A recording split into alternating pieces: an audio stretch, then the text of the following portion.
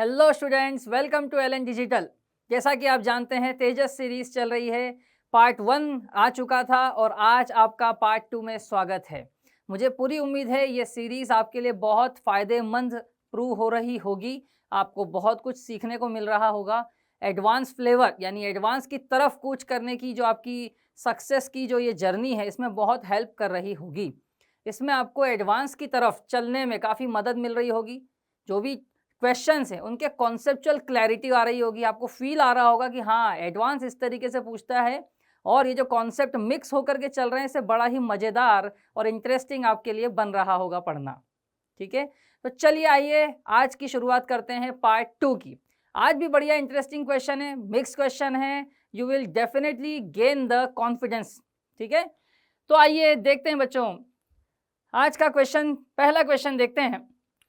Small ball of mass 1 kg charged 2/3 microcoulomb is placed at the center of a uniformly charged sphere of radius और charge given है।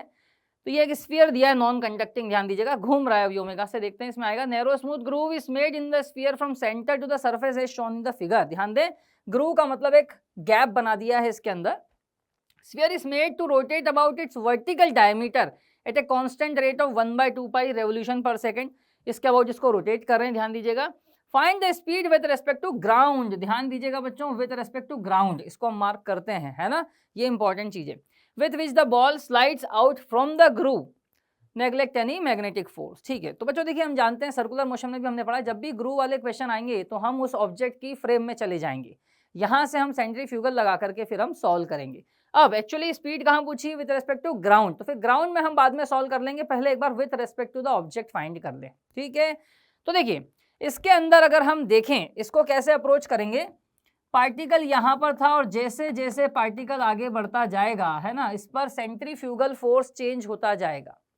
तो सबसे जो खास बात है यहाँ पर ये ही है कि सेंट्रीफ्यूगल का जो वर्क है दैट इज वेरिएबल। तो सिंपल सी बात है, हम जानते हैं जब भी वेरिएबल हो तो क्या करना पड़ता है, हमें इंटीग्रेशन से वर्क फाइंड करना पड़ता है। तो आइए चलते हैं, देखते हैं, फाइंड करते हैं। और वर्क एनर्जी थ्योरम हम लगाते हैं जब भी हम किसी नॉन इनर्शियल फ्रेम में चले जाते हैं, वहां तो हम लगा ही सकते हैं, हम जानते हैं। तो देखिए बच्चों, यहाँ पर हम कैसे लगा देंगे, that is delta K E plus delta P E is equals to work done by C F, लिख रहा हूं सेंट्रीफ्यूगल फोर्स। ठीक है, ऐसा हम वर्क एनर्जी थ्योरम को लिख सकते हैं। आइए देखें, डेल्टा के यहां रुका हुआ था, यहां पर किसी वेलोसिटी से ये बाहर निकलेगा, है ना, with respect to the frame अभी हम बात कर रहे हैं। तो इसको लेट से अभी थोड़ी देर के लिए के डैश ही लिख लेते हैं, काइनेटिक एनर्जी को लास्ट में हम हाफ mv² लिख लेंगे। ठीक है, प्लस डेल्टा पीई की बात करें तो ध्यान दीजिएगा फाइनल पोटेंशियल एनर्जी, यानी ये कहां पहुंच जाएगा, सरफेस पे पहुंच जाएगा भाई, है ना। तो सरफेस से तो डिस्टेंस आर ही होता है, यानी कि क्या हो जाएगी, पोटेंशियल एनर्जी हो जाएगी बच्चों K Q small q by r. ठीक है, इनिशियली ये सेंटर पे था, जी हाँ बच्चों, याद है सेंटर पे क्या पोटेंशियल एनर्जी होती है, कुछ लोग जीरो बोल देते हैं, भाई जीरो नहीं होती, सबसे ज्यादा होती है, जिस 3/2 1.5 टाइम्स।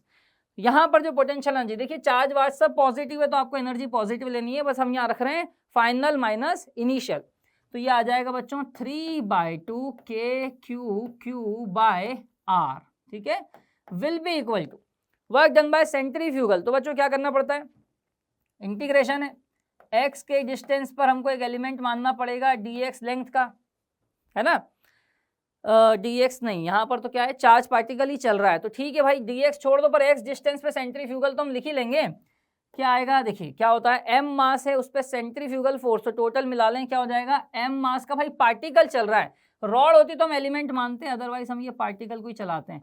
m मास का पार्टिकल जब x डिस्टेंस पर होगा तब हम लिख लेते हैं, क्या आ जाएगा, m ओमेगा² r।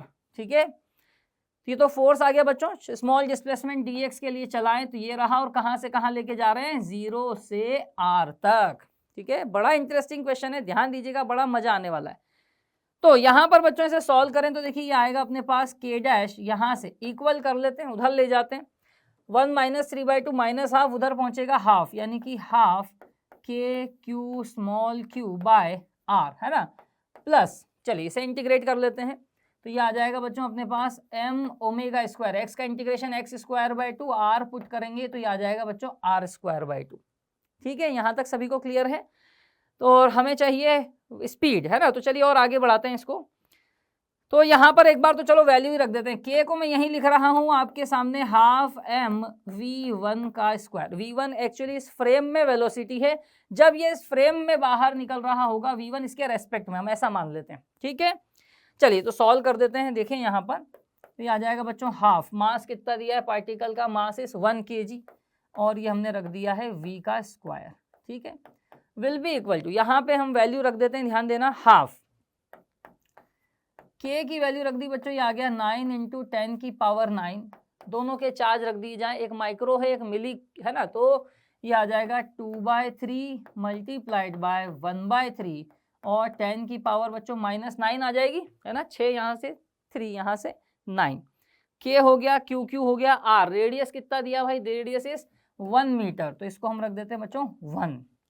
इसी तरीके से यह वाली वैल्यू भी रख देते हैं, मास आई थिंक 1 दिया हुआ था ना, 1 रख देते हैं, तो ये हो गया 1, ओमेगा निकाल लें तो 1/2 पाई, तो हम जानते हैं इनटू रेडियन का मल्टीप्लाई करना पड़ता है, यहाँ पर मैं आपको ओमेगा निकाल के दिखा देता हूँ। ओमेगा क्या होता है बच्चों 2 पाई, और ये फ्रीक्वेंसी हो गई है 1/2 पाई रेवोल्यूशन पर सेकेंड, तो आ जाएगा 1/2 पाई आ जाएगा, है ना, तो विल बी इक्वल टू 1 आ जाएगा। ओमेगा भी m रख दिया, ओमेगा रख दिया, रेडियस इज ऑल्सो 1, और ये आ गया हाफ, ठीक है। थोड़ा कैलकुलेशन के लिए देख लेते हैं यहाँ पर जरा, तो देखिए ये हाफ हम सब दूर कैंसिल कर देते हैं भाई, ये तो कॉमन आ ही रहा है, यहाँ से देखिए कैंसिल करें, -9 इस 9 से कैंसिल है, 3 3 9, ये भी कैंसिल है, यहाँ बच रहा है 2, यहाँ बच रहा है 1, तो आई थिंक 3 बच रहा है। तो देखिए बच्चों ये जो हमने v1 लिखा था, v1 की वैल्यू क्या आ जाएगी भाई, दिस विल बी √3, है ना। अब एक तो ये वाली आ गई है, अभी फाइनल आंसर नहीं है, ये इस फ्रेम में हमसे कहाँ पूछा है, विथ रेस्पेक्ट टू ग्राउंड, ध्यान दीजिएगा। पर अब यहाँ पर 2 है, v1 जो है वो आपको ऐसे दिखाई देगी अलोंग द रेडियस, बट जो घूमने वाली स्पीड है, बाहर से देखें तो सर्कुलर जो टेंजेंशियल स्पीड होगी, समझ रहे हैं, वो इस पॉइंट पे v2 लिख लेते हैं, पर वो होगी बच्चों, क्रॉस लगा दिया है मैंने, क्रॉस, ये होगी अंदर, ठीक है, वो हो जाती है r इंटू ओमेगा। अब ये दोनों आ रही है परपेंडिकुलर, ये सबसे खास बातें ध्यान रखने की, यहाँ बच्चे गलती कर देते हैं, प्लस नहीं करना है, रूट में आएगा, ध्यान रखना। तो हम ऐसा कह रहे हैं, अगर इसको अलग प्लेन में प्रोजेक्ट करें तो हम कह रहे हैं एक वेलोसिटी तो v1 है, मैंने प्लेन चेंज कर दिया है, एक वेलोसिटी को हम कह देते हैं v2 है, ठीक है। v1 हमारे पास आ ही गया था, तो v जो रिजल्टेंट आ जाएगी that is with respect to ground, that will be √v1 का स्क्वायर प्लस v2 का स्क्वायर। देखो v1 हमने फाइंड कर ली थी बच्चों, दैट विल बी √3, ठीक है। अब जो टेंजेंशियल है दैट इज r ओमेगा, ध्यान देना, तो r ओमेगा, r था 1 और ओमेगा भी था 1, तो आ गया। अब इसके लिए हम रिजल्टेंट फाइंड करते हैं, तो हमारे पास आ जाएगा बच्चों रूट में एक तो 1 और √3 का स्क्वायर 3, 4 आ गया, यानी कि रिजल्टेंट स्पीड जो आ जाएगी दैट इज 2 आ जाएगी बच्चों, है ना। तो अपन देख लेते हैं क्या पूछा है, मीटर पर सेकंड, सारी चीज़ें हमने एसआई सिस्टम में ली है, तो अपना आंसर 2 जो आएगा ये मीटर पर सेकंड में ही आने वाला है, ठीक है। तो आइए देखते हैं क्या हमारा आंसर सही है। यस बच्चों, देखिए अपना आंसर बिल्कुल सही है, ठीक है। बढ़िया क्वेश्चन था, इसको इस तरीके से सॉल्व किया जाता है। तो बच्चों आइए इस टॉपिक का एक और बढ़िया क्वेश्चन देखते हैं।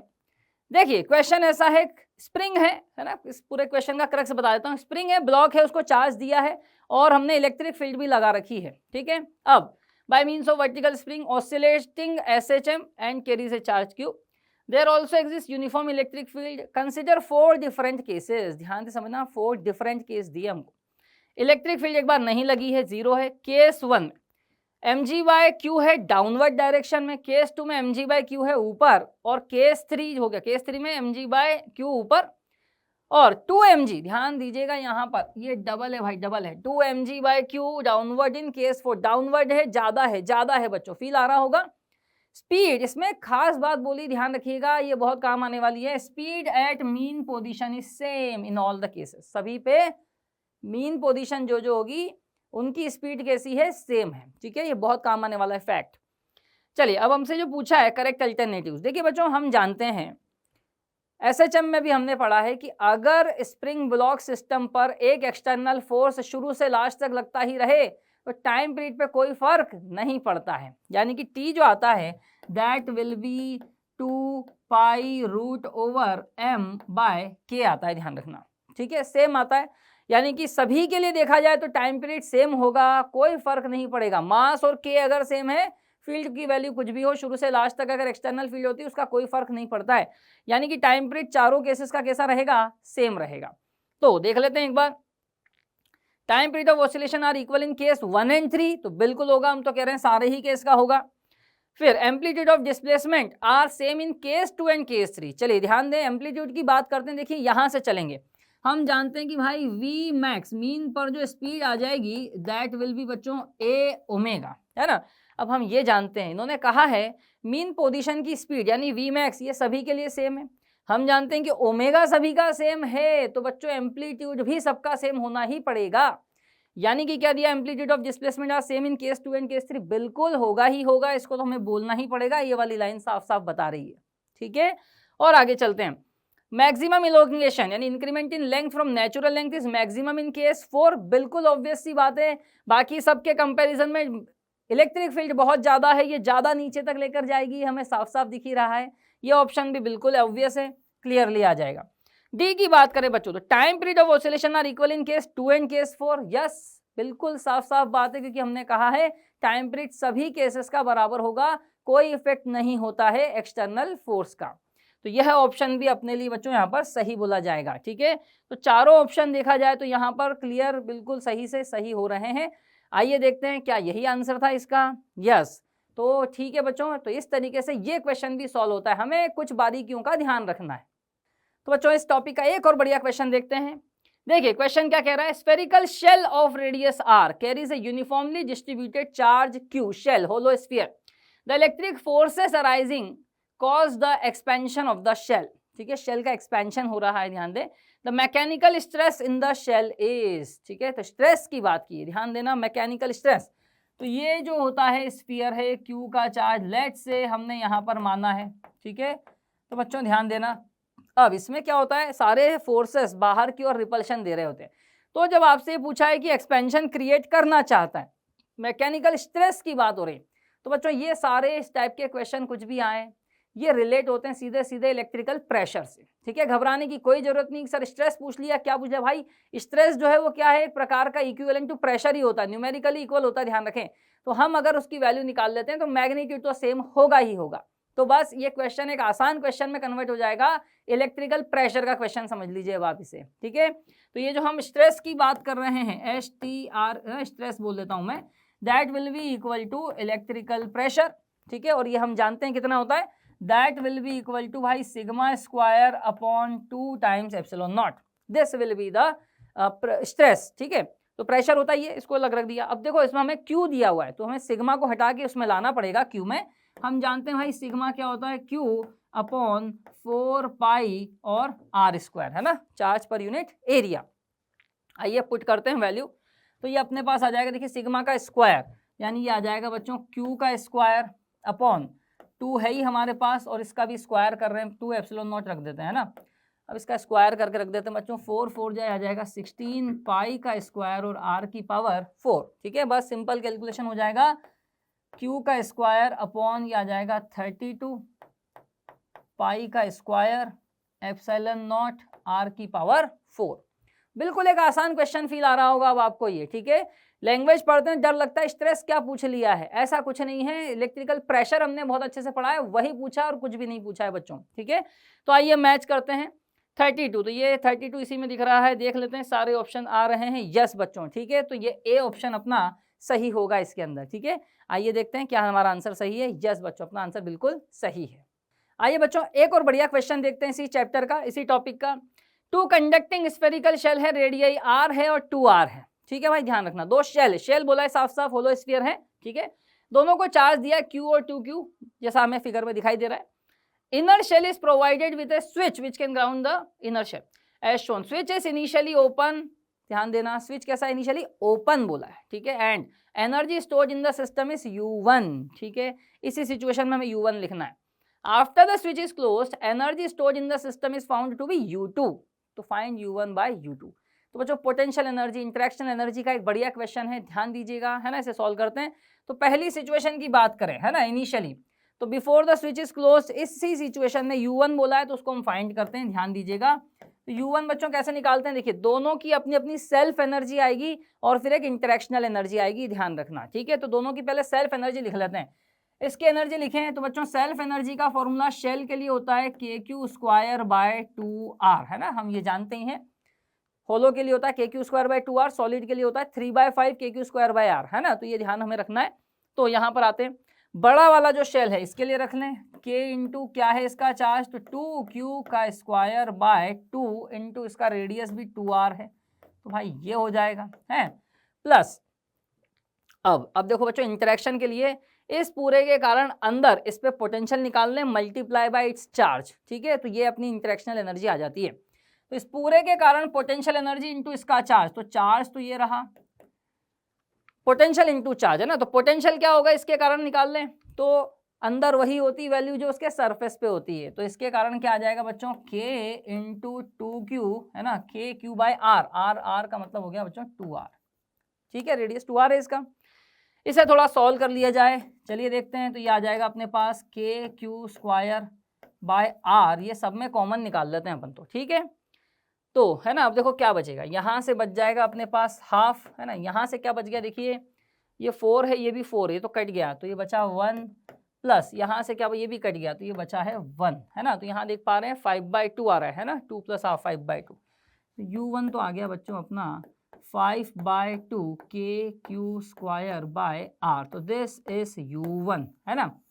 नाउ अब हम सेकंड केस पे चलते हैं कि जब इसे स्विच को ज्वाइन कर दिया होगा, है ना, कनेक्ट कर दिया है। अब ध्यान देना, नया जो सिस्टम है इसको हम बना लेते हैं कि भाई जब इसको हमने कनेक्ट कर दिया है अर्थ से, तो Q का चार्ज इस पे आ जाएगा, क्योंकि देखिए जिसे अर्थिंग करते हैं आया चार्ज की गया पता नहीं, तो इनिशियल चार्ज नहीं रहता, उस पर अननोन मानना पड़ता है ना। और बाहर कितना था बच्चों 2Q, तो इसको तो हम यही मान के चल रहे हैं कि भाई इस पर तो जो रहेगा वो 2Q ही रहेगा। क्लियर, चलिए तो अब इसको सॉल्व कर लेते हैं। हम जानते हैं जिसकी अर्थिंग हुई है इसका नाम A रख देते हैं। A का जो नेट पोटेंशियल होगा VA नेट, वो होना चाहिए 0, क्योंकि अर्थिंग हुई है।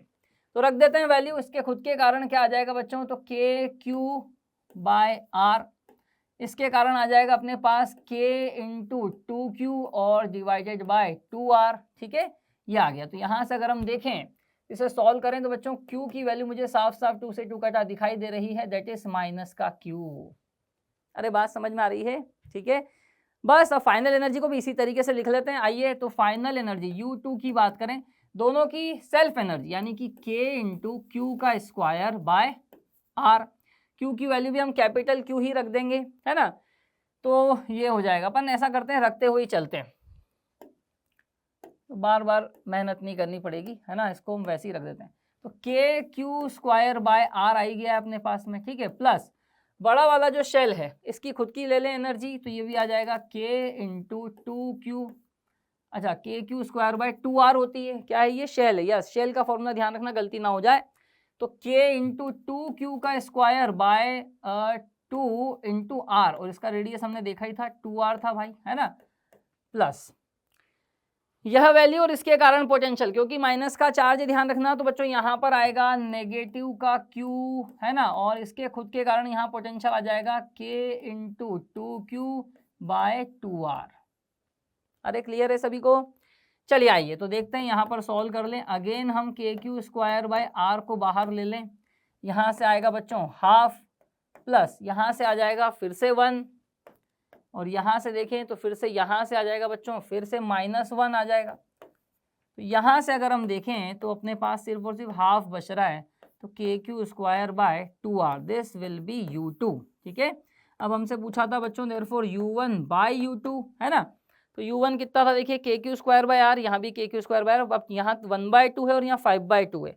तो चलिए वैल्यू रख देते हैं, ये तो था 5/2 divided by 1/2 and that will B 5, ठीक है। तो ये बच्चों सिंपल सा इसका आंसर आ जाएगा। इस तरीके से सॉल्व किया जाता है, गलती ना करनी है हमको, है ना। आइए देखिए आंसर यही आ रहा है, यस बच्चों, ठीक है, इसका आंसर यही आ रहा है और इस तरीके से क्वेश्चन सॉल्व हो जाता है।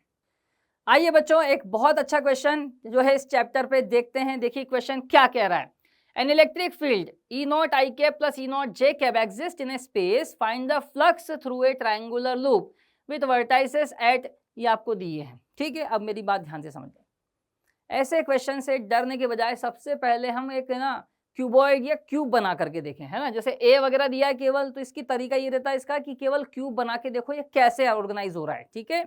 तो अगर हमें क्यूब को फॉर्म करें तो मेरी बात ध्यान से समझ लें कि ये तो रहा भाई, एक हम क्यूब बना लेते हैं सबसे पहले। तो देखिए बच्चों, हमने क्यूब बनाया, ये हमने एक्स एक्सिस बोल दिया है और ये वाई बोल दिया है और ये हमने बोल दिया है जेड। क्लियर है। अब देखें ये जो कोऑर्डिनेट है इन पॉइंट्स की, ये कहाँ लाई कर रहे होंगे। देखिए क्यूब है तो साइड ए होगी, a/2 0 0, यानी ये आएगा एक्स एक्सिस पे। एक्स एक्सिस पे ए है तो एक पॉइंट आ गया बच्चों यहाँ पर, दिखाई दे रहा है। दूसरा देखें a/2 फिर 0 फिर a, ठीक है, यानी ये आएगा प्लेन में। y 0 है यानी एक्स जेड प्लेन है, ध्यान रखिएगा एक्स और जेड। तो ये वाला जो प्लेन है इसमें देखिए a/2 तो है x, यानी इसके सामने आएगा z की पूरी वैल्यू है a, यानी कि हम देखें यहाँ पर इसके जस्ट ऑपोजिट में ये वाला पॉइंट आने वाला है, दिखाई दे रहा है। अब एक पॉइंट है a/2 a और फिर a/2, ध्यान देना x a/2, ये रहा y z a/2, यानी यहाँ पर सीध में, और a पूरा चल रहा है y पे, यानी बच्चों ये साफ साफ यहाँ मिड में पॉइंट दिखाई दे रहा है। अरे दिख रहा है आप लोगों को। अगर इसे हम ज्वाइन करें तो देखिए ये ट्राइंगल कुछ इस तरीके से आएगा, ये आ गया, दिख रहा है ना। अब ये जो फील्ड आ रही है अब आप साफ साफ देख सकते हैं, देखिए क्या होगा, ई नॉट आई कैप वाला जो है ये तो इसको क्रॉस करेगा, इसका फ्लक्स आएगा, बट बच्चों वाई जे वाला, तो ये वाला जो है इसके प्लेन के पैरेलल हो जाएगा, इसका फ्लक्स नहीं आएगा। देखो कितना इजी हो गया इससे, ठीक है। तो देखें, तो बस हमसे क्या पूछा है बच्चों, फ्लक्स पूछा है, तो देखिए बड़ा आसानी से फाइंड हो जाएगा। फ्लक्स कैसे आएगा, दैट विल बी सिर्फ और सिर्फ एक्स कंपोनेंट की वजह से आएगा। तो ये तो रहा भाई ई नॉट। अब एरिया लगा लेते हैं, ट्राइंगल का एरिया देख लें, तो यह वाली जो साइड है दिस इज बच्चों ए, और यह हाइट जो है वो भी ए आ रही है ना। तो रख लेते हैं भाई, ये आ जाएगा half into base into height. तो फाइनली अपना आंसर आ जाएगा, ध्यान दें, e naught into a square by 2, है ना। यस, तो यहाँ पर देखिए अपना बी वाला ऑप्शन इसमें मैच कर रहा है। तो देखिए बड़ा आसानी से सॉल्व हो गया है। ऐसे क्वेश्चन जब भी आ जाएं तो ऐसे कोऑर्डिनेट तो फिर क्यूब व्यूब मान करके सॉल्व करें, क्यूब बना लेंगे तो बड़ा इजी बिल्कुल दिखाई देता है, विजुअलाइज होता है। जे एडवांस ने भी ऐसा एक क्वेश्चन दिया था, उसमें एक प्लेन बना दिया था सिंपल, तो जिसने क्यूब बना करके फिर प्लेन बनाया उससे बहुत जल्दी सॉल्व हो गया बच्चों, है ना। तो यही इसकी बेस्ट अप्रोच होती है, ध्यान दीजिएगा। तो आइए देखें, आंसर भी हमारा यही आ रहा है कि यस बच्चों यही आंसर आ रहा है, ठीक है। तो ये क्वेश्चन को इस तरीके से इजीली सॉल्व किया जाता है। आइए बच्चों एक और इंटरेस्टिंग क्वेश्चन देखते हैं इस चैप्टर का। देखिए क्वेश्चन क्या कह रहा है, the figure shows a hollow hemisphere of radius r in which two charges 3q 5q are placed symmetrically about the center O on the planar surface. The electric flux over the curved surface. तो ध्यान से समझना इस type का question कि भाई centre पे नहीं रखा, कहीं और जाकर के रख दिया। ऐसे केस में भी बच्चों देखिए हम इसकी प्रैक्टिस कम करते तो हमें कई बार डर लगने लगता है। देखिए कुछ नहीं करना है आपको, तो यही मानना है कि अगर ये पूरा फिलअप होता, पूरा का पूरा होता, तो इससे निकलने वाले फ्लक्स को हम पूरा कैद कर लेते इसमें, है ना, क्लोज्ड सरफेस। तो अगर हम अभी भी देखें इससे निकलने वाली जो लाइंस हैं, है ना, वो ये वाली अगर देखें तो देखिए आधी ऊपर से जा रही है और आधी अभी भी नीचे से ही जा रही है, यही हो रहा है। तो जब पैक होता तो पूरा फ्लक्स में तो पूरा ही काउंट होता है, यानी आधा उधर से और आधा इधर। अभी भी आपको हाफ ही करना है, ये ध्यान रखना। आईआईटी कुछ तिकड़म इस टाइप की बना देता है, तो ये वाले जो क्वेश्चंस हैं ये हमें करना आने चाहिए। तो देखिए यहाँ पर क्या करना होता है, कुल मिलाकर के कुछ भी नहीं है कि जितना आ रहा है आधा उधर का टोटल जो चार्ज है 8q हो जाएगा, इसका आधा फ्लक्स उधर से और आधा फ्लक्स इधर से, यही जाने वाला है। तो क्या करेंगे, फ्लक्स क्या होता है बच्चों, q inside upon epsilon not. तो जो फ्लक्स आएगा, देखिए चार्ज कितना आ रहा है 5 और 3 8, तो हाफ कर लें फ्लक्स जाएगा, यानी कि यहाँ पर हो जाएगा 8/2, यानी कि 4 आ जाएगा बच्चों, 4q और अपॉन क्या लग जाएगा, एप्सिलॉन नॉट। ठीक है, इतना सिंपल हो जाता है, ध्यान रखना, डरने की कोई आवश्यकता नहीं है। यहाँ हमें दिखाई दे रहा है कि B will be the correct option. आइए देख लेते हैं क्या हमारा आंसर सही है। यस बच्चों, हमारा आंसर बिल्कुल सही है। तो इसमें हमें यही ध्यान रखना होता है कि ये जो क्वेश्चन है इसमें कुछ ना कुछ मॉडिफिकेशन हो सकता है, यहाँ ले जाएं डिस्प्लेस कर दें, तो अब भी हमें डरना नहीं है। सेंटर पे हो वो आंसर तो सभी से आ जाता है, पर अगर डिस्प्लेस कर दिया जाए तो क्या करते हैं, ठीक है, इसलिए बिल्कुल घबराना नहीं है और इस तरीके से, इस आसान तरीके से क्वेश्चन को सॉल्व कर लेना है। आइए बच्चों इस चैप्टर का एक और बेहतरीन क्वेश्चन देखते हैं, ध्यान दीजिएगा। क्वेश्चन ये कह रहा है, इंसुलेटिंग स्फीयर, इंसुलेटिंग है, ध्यान रखना, रेडियस ए कैरीज ए नेट पॉजिटिव चार्ज 3q, यानी ये जो अंदर वाला स्फीयर है ए रेडियस का, इसकी बात हो रही है, यहाँ पर 3q चार्ज है, uniformly distributed throughout its volume, concentric with this sphere is a conducting spherical shell with inner radius b and outer radius c। ध्यान दीजिएगा, इनर रेडियस है b और ये सी, मतलब ये है, और ये जो आपको दिखाई दे रहा है ये पोर्शन पूरा का पूरा खाली पोर्शन है, ध्यान रखना, ठीक है, एम्प्टी स्पेस है।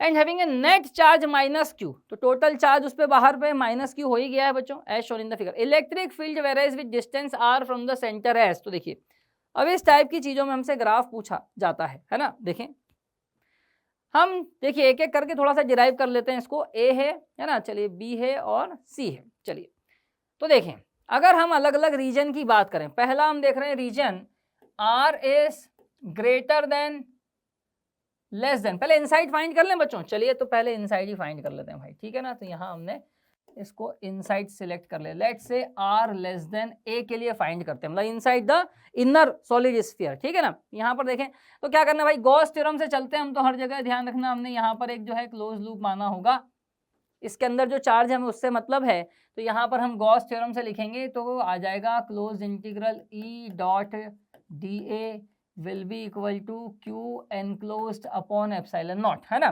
तो यहाँ पर देखें तो ये बच्चों निकल के आता है ई इंटू 4πr² 1/एप्सिलॉन नॉट। अब चार्ज कितना दिख रहा है, देखिए पूरे वॉल्यूम पर है और इतने वॉल्यूम पे निकाल लेते हैं। लेट्स से ये डिस्टेंस स्मॉल r हो गया है, ठीक है। तो हम जानते हैं कि 4/3 पाई कैपिटल R क्यूब, इस पर चार्ज कितना है 3q दिया था बच्चों, ध्यान रखना। हमें चाहिए 4/3 पाई स्मॉल r क्यूब पर, तो ये आ जाएगा 3q into R cube upon capital R cube, ठीक है। तो इसको रख दिया जाए 3q इंटू स्मॉल r का क्यूब अपॉन कैपिटल R का क्यूब। देखिए r से r स्क्वायर कटेगा तो e जो आ रहा है डायरेक्टली प्रोपोर्शनल टू r आ रहा है, क्योंकि ग्राफ बनाना है इसलिए मैं वैल्यू को इतनी लिख नहीं रहा हूँ, ठीक है। यहीं से हमें ये बात तो समझ में आ गई, डायरेक्टली प्रोपोर्शनल ग्राफ है, ठीक है। अब बच्चों चलते हैं बी से सी में, ठीक है। बी से सी की बात करें, है ना, तो बी से सी की अगर हम बात करें तो भाई ये पूरा का पूरा खाली है, ध्यान रखिएगा, ठीक है। और हमें यहाँ पर ये भी बोला गया था कि कौन सा है मेटल है, ठीक है। तो बी से सी की अगर हम बात करें, नहीं अभी ए से बी की बात करनी है अपने को, ए से बी खाली है, ठीक है, एम्प्टी स्पेस है, तो इसकी वजह से तो आ ही जाएगा। तो देखें अभी हम चल रहे हैं ए से बी, तो चलिए आर को लेके चलते हैं ए से ज़्यादा और बी से कम, समझ में आ गई आपको बात। हम इस वाले रीजन, बी यहाँ पर है तो हम इतने रीजन की ही बात करेंगे। तो जब हम इतने रीजन में देख लें तो आप देख पाएंगे क्योंकि खाली है, तो जब भी इसमें अगर हमने आर रेडियस का माना भी हुआ होगा तो ये बस पूरा चार्ज अंदर वाला ही आने वाला है। तो यहाँ तो आप चाहें तो स्फेरिकल स्फीयर जो है, स्फीयर की फील्ड सीधे सीधे लिख सकते हैं बच्चों। तो क्या लिखेंगे, ई विल बी इक्वल, या एक काम करते हैं E1 E2 बोल देते हैं, तो ये पूरा यही आएगा बच्चों, क्या आ जाएगा, दैट इज के, और चार्ज है आपका 3q अपॉन r का स्क्वायर, यानी यहाँ हम देखें तो this will be inversely proportional to r²। Clear. अब बच्चों b से c इसकी बात हो रही है, चलिए b से ज़्यादा और c से कम की बात करें E3, तो बच्चों ये हम जानते हैं, यहाँ बोला है मेटेलिक, ठीक है, ये बोला था ना भाई कंडक्टर है ना, देख लेते हैं एक बार और। यहाँ पर हमसे बोला था कंडक्टिंग स्फेरिकल शेल, अरे ध्यान दीजिएगा भाई, कंडक्टर के इनसाइड जो फील्ड है वो 0 होती है, हम ये भी जानते हैं, ठीक है। चलिए तो E3 जो होगी वो सीधे सीधे क्या हो जाएगी 0। अब बाहर की भी बात कर लेते हैं, R ग्रेटर देन C की बात कर ले, है ना। C का मतलब अगर हम यहाँ पर आ जाएं, यहाँ पर अगर हम एक स्फीयर बनाएं, ठीक है, तो यहाँ पर जब हमें लिखना पड़ेगा तो इसी तरीके से अब तो पूरा ही नेट चार्ज को लिख ही सकते हैं हम बाहर।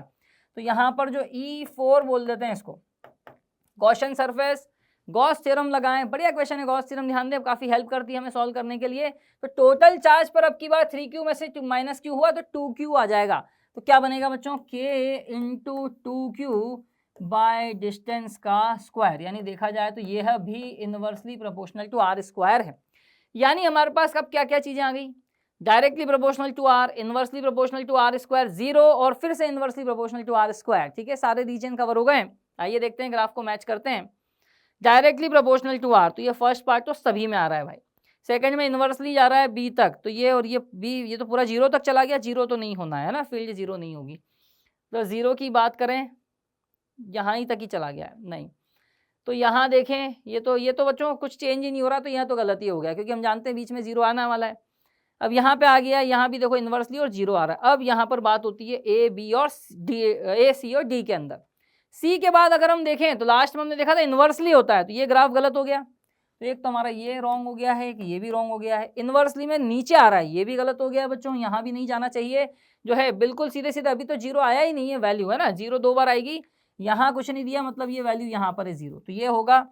इन दोनों में ये फर्क है, यहाँ ये बिल्कुल ही वहीं तक ही जीरो हो गया, जबकि ऐसा नहीं है, जब तक आप जाओगे वैल्यू तो आएगी कुछ ना कुछ, है ना, एकदम जीरो होगा भाई। ये बी से जस्ट पहले, मतलब ये कंडक्टर है, कंडक्टर से जस्ट पहले होगा, बाद में जीरो हो जाएगा।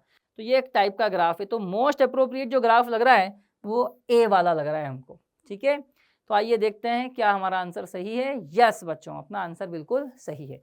तो ग्राफिकल क्वेश्चन भी आ जाए तो डरना नहीं है, थोड़ा भी एप्लीकेशन पार्ट आपको आता है तो आप इसे अच्छे से सॉल्व कर पाएंगे। आइए बच्चों एक और इंटरेस्टिंग क्वेश्चन देखते हैं इस पर। ये क्वेश्चन देखिए क्या करता है, ये काफी कंफ्यूज करता है बच्चों को, ठीक है। तो देखिए, a hemispherical bowl of mass m is uniformly charge with charge density s, s की जगह सिग्मा, सिग्मा दिया है, सिग्मा कर लेते हैं इसको, ये this is sigma. Electric potential due to charge distribution at a point a is, a कहाँ है, which is lie at the centre of radius as shown. देखिए कहाँ पूछा है आपसे, पूरा रेडियस के आधे पे पूछा है भाई, यहाँ ए पॉइंट पे पूछा है, ध्यान देना। तो अब देखिए यहाँ पर क्या है बच्चों, ये होलो स्फीयर है। हम जानते हैं कि अगर ये पूरा स्फीयर भरा हुआ होता तो इस पॉइंट पे पोटेंशियल वही आता जो सरफेस पे, दैट इज KQ/R। तो अगर हम इसे हटा भी लेंगे तो भी वैल्यू वही रहने वाली, क्योंकि चार्ज इधर से आ गया आधा, तो पोटेंशियल ऑटोमेटिकली आधा हो जाता है। यानी कि यहाँ भी जब हमें वैल्यू लगानी होगी तो हम यही लिखेंगे बच्चों, KQ/R। अब सिग्मा आपको दिया है, चार्ज कितना इस पर वो लिख लेते हैं। तो बच्चों हम जानते हैं एप्सिलॉन नॉट में, तो इसको 1/4 पाई एप्सिलॉन नॉट कर देते हैं। चार्ज की वैल्यू हो जाती है बच्चों सिग्मा, और एरिया कितना है इसका, एरिया इज 2πr² और अपॉन r, ठीक है। तो v जो आ जाएगा, पोटेंशियल हमसे पूछा है, दैट विल बी, क्या कटा, तो r से r चला गया है, एक r बच जाएगा, पाई गया, 2 यहाँ आ गया, तो मुझे दिखाई दे रहा है sigma r upon 2 epsilon not, ठीक है। तो ये जो अपना आंसर है दैट विल बी सी से मैच कर रहा है, ठीक है। तो देखें अपना आंसर सही है क्या, यस बच्चों, ठीक है। तो इसमें कंफ्यूज नहीं होना है, कंफ्यूजिंग हो जाता है कि सर अब कैसे करें, जब इसको ऐसे कट कर दिया, इस पॉइंट पे पूछ लिया है। तो बच्चों potential is a scalar quantity, ध्यान दीजिएगा, स्केलर, उस तरीके से आप सोचेंगे तो आपको बहुत अच्छे से समझ में आ जाएगा। आइए बच्चों इस चैप्टर का एक और इंटरेस्टिंग क्वेश्चन देखते हैं, ध्यान दीजिएगा। A thick shell with radius 2r has a uniform density is the spherical cavity of radius r। बच्चों कैविटी के क्वेश्चन आईआईटी को बड़े पसंद है, ध्यान रखना, इसलिए क्वेश्चन ये वाला भी हमने लेकर आया हूँ आपके लिए। तो यहाँ पर देखिए ये पूरा है सॉलिड स्फीयर, इसमें कैविटी बना दी गई है ना। A charge particle of mass m and charge q is projected along the line AB at an angle theta, है ना, थीटा मेंशन है, तो ये थीटा ही दिख रहा है हमें भी। In the cavity as shown, select the correct statement. बोला assume particle does not come out of cavity, ठीक बात है। Particle crosses line A B at a distance of इतना, यानी कि ये रेंज वाली बात हो जाएगी, है ना, फ्रॉम पॉइंट ए, ये भी फाइंड करते हैं। Average velocity of the particle during the time it crosses line A B greater than u cos theta, ठीक है। Final speed when it crosses line is equal to initial speed, ठीक बात है। It will move in a parabolic path in the cavity, yes. तो बच्चों ऐसे question में देखिए क्या करना होता है, बात को समझें। यहाँ पर हम जानते हैं कि कैविटी के अंदर इलेक्ट्रिक फील्ड कैसी होती है भाई, यूनिफॉर्म फील्ड होती है ना। यूनिफॉर्म फील्ड में भी ये पॉजिटिव चार्ज बोला हुआ है और हमेशा आर वेक्टर के डायरेक्शन में होती है ना, आर। तो कैविटी के अंदर जाए तो ए वेक्टर के डायरेक्शन में आता है। सॉलिड स्फीयर से हम कैविटी का फॉर्मूला बनाते हैं, तो ई जो आएगा इनसाइड द कैविटी की बात करें तो ये आ जाएगा rho vector A upon 3 epsilon naught vector में। अब देखिए तो यहाँ पर वेक्टर ए कितना हो जाएगा, यहाँ से अगर ये वेक्टर ए होता है दोनों के सेंटर का डिस्टेंस, है ना, यहाँ से, मतलब अगर हम डिस्टेंस की बात करें तो मैग्नीट्यूड तो यही आएगा, डायरेक्शन जरूर जो है ए के मतलब वेक्टर ए मानो आप तो वेक्टर ए यह वाला वेक्टर होगा। ये कितना दिख रहा है हमें, r/2 और डाउनवर्ड दिख रहा है, यानी पूरी इलेक्ट्रिक फील्ड लगेगी डाउनवर्ड, कांस्टेंट रहेगी। तो यहाँ पर हम इक्वेशन ऑफ मोशन लगा सकते हैं, क्योंकि कांस्टेंट फोर्स कांस्टेंट एक्सीलरेशन, ठीक है। तो हम देख पा रहे हैं यहाँ पर this will be the electric field, और इसकी वैल्यू भी रख लेते हैं। ए है हमारे पास बच्चों r/2, r अगर रेडियस, अच्छा रेडियस ही 2r दिया है, ध्यान रखना, तो वैल्यू चेंज हो जाएगी। रेडियस 2r है और कैविटी जो है उसका रेडियस r है, ध्यान दीजिएगा, ठीक है। तो ये जो सेंटर है यहाँ से लेके यहाँ तक डिस्टेंस फिर r हो जाएगा, कहने का मतलब है। तो रख देते हैं, रो आ जाएगा, फिर r आ जाएगा, अपॉन 3 एप्सिलॉन नॉट आ जाएगा, और माइनस के जे कैप में आ जाएगी फील्ड। क्लियर है। अब हमें प्रोजेक्टाइल मोशन साफ साफ समझ में आ रहा है, दिख रहा है, बॉल को ऐसे फेंका है, डाउनवर्ड जो है एक्सेलरेशन यानी जी की तरह एक्ट करेगा, तो बिल्कुल ये प्रोजेक्टाइल मोशन की तरह हो गया। अब देखें जरा प्रोजेक्टाइल की तरह सॉल्व करेंगे। सबसे पहले हम एक्सेलरेशन फाइंड कर लेते हैं, डाउनवर्ड डायरेक्शन में होगा बच्चों, तो ये हो जाएगा QE/m। ठीक है, रो दिया हुआ है, Q इज प्रोजेक्टेड तो कैपिटल Q दिया हुआ है। ठीक है, अब मास वगैरह हम रख लेते हैं इसको। चलो तो यहाँ पर आ जाएगा QE/m करेंगे तो अपने पास आ जाएगा बच्चों Q, फिर रो, फिर आ जाएगा R/3ε0m। ठीक है, अभी हमने मैग्नीट्यूड निकाली है, डायरेक्शन की सारी बात हम कर चुके हैं।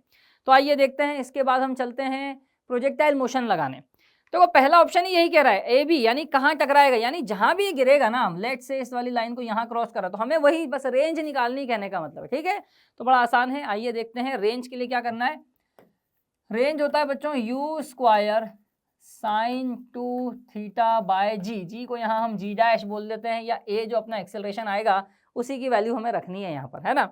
तो रख देते हैं, चलिए। तो देखें हमारे पास था तो 2U है ना, U² sin 2θ, और ये वाली वैल्यू रखते हैं। चलिए आइए, U² sin 2θ अपॉन ये था Q⍴r, है ना, Q⍴r अपॉन 3ε0m। तो यहाँ पर मैं रख देता हूँ 3 और ε0 और ये m, बस सीधे सीधे ये रेंज आ रही है। आइए मैच कर लेते हैं, ये वाला ऑप्शन मैच कर रहा है क्या, देखें। U² sin 2θ upon Q⍴r 3m ε0। Yes, तो पहला वाला ऑप्शन अपना बिल्कुल सही है। Clear. Second, average velocity of the particle during the time it crosses line AB is greater than U cos theta. तो बच्चों आपको देख करके बड़ा इजी लग रहा होगा कि जब ये प्रोजेक्टाइल मोशन बन चुका है, ये U है, ये थीटा है, ऐसे जाकर के गिर रहा है, डाउनवर्ड डायरेक्शन में A है ड्यू टू इलेक्ट्रिक फील्ड। इसमें हम जानते हैं एवरेज की बात करें तो इनिशियल और फाइनल का जब हम फाइंड करेंगे तो U sin थीटा, इधर U sin थीटा डाउनवर्ड, ये कैंसिल हो जाएगा। पूरे through out U cos theta constant है, तो ये भी हम जानते हैं average velocity is U cos theta. ठीक है, तो सेकंड वाला जो ऑप्शन है वो सही नहीं दिख रहा है, यह वाला ऑप्शन होगा रॉन्ग। ठीक है। Third, when final speed when it crosses line AB is equal to initial speed. Obviously ये तो होता ही है प्रोजेक्टाइल मोशन में, हम जानते ही हैं कि जब जितनी स्पीड से यहाँ से हम उसको प्रोजेक्ट करते हैं उतनी ही स्पीड पे गिरता है। बड़ा आसान सा ऑप्शन है।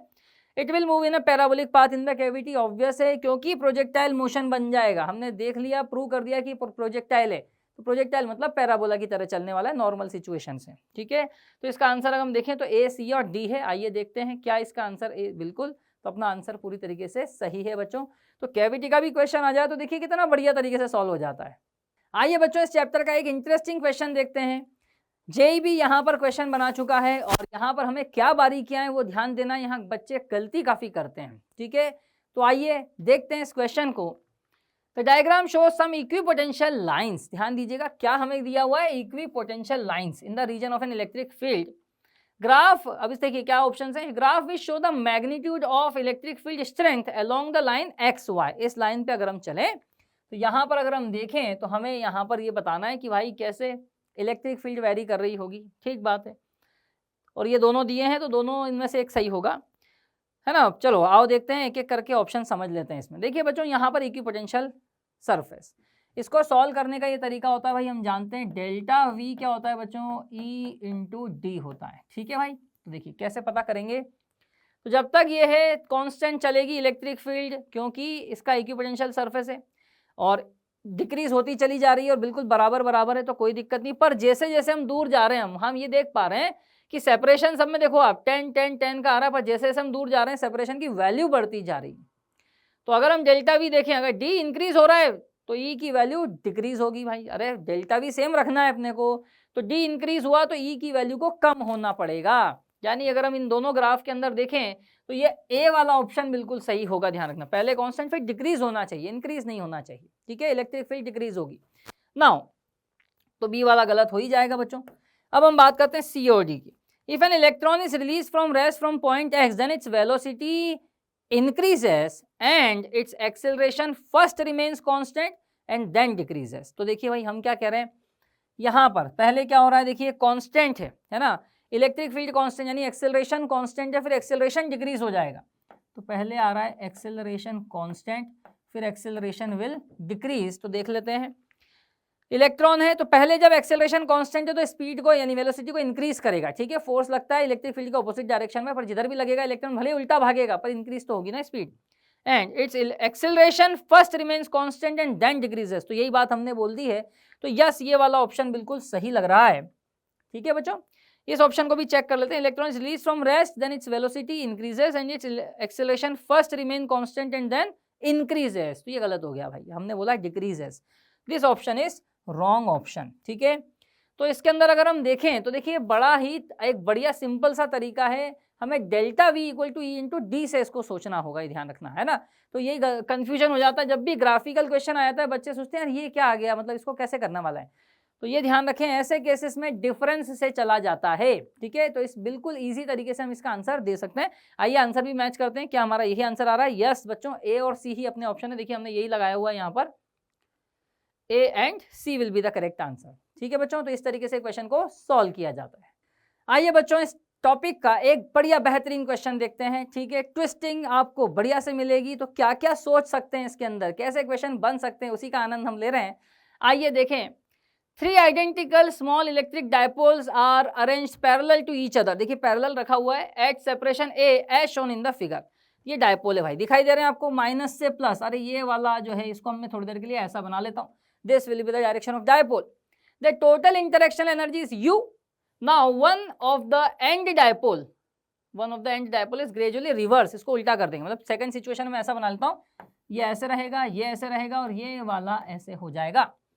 Work done by electric forces. अब बच्चों देखिए कमाल इसके अंदर। ठीक है, हम इंटरेक्शनल एनर्जी पढ़ चुके हैं डायपोल की। ठीक है, और ऐसे केसेस में हमें जो इंटरेक्शनल एनर्जी का फॉर्मूला मिलता है, पोटेंशियल एनर्जी इंटरेक्शनल वाली, तो देखिए कैसे फाइंड करते थे, याद है ना, पी डॉट ई हमारा फॉर्मूला होता था। पी कैसे आता था, जैसे ये रहा, ये डायपोल है तो इसके एक्सियल पॉइंट, इक्वेटोरियल पॉइंट पे डायपोल आ रहा है। इक्वेटोरियल पॉइंट की अगर हम बात करें, ठीक है, तो यहाँ पर जो फील्ड आती है ऑपोजिट आती है, हम जानते ही हैं, और यहाँ पर डायपोल इधर रखा हुआ है। ठीक है, तो ऐसी सिचुएशन जो होती है यहाँ पर अगर आप देखेंगे, ठीक है, तो यहाँ पर P इधर है और E इधर है।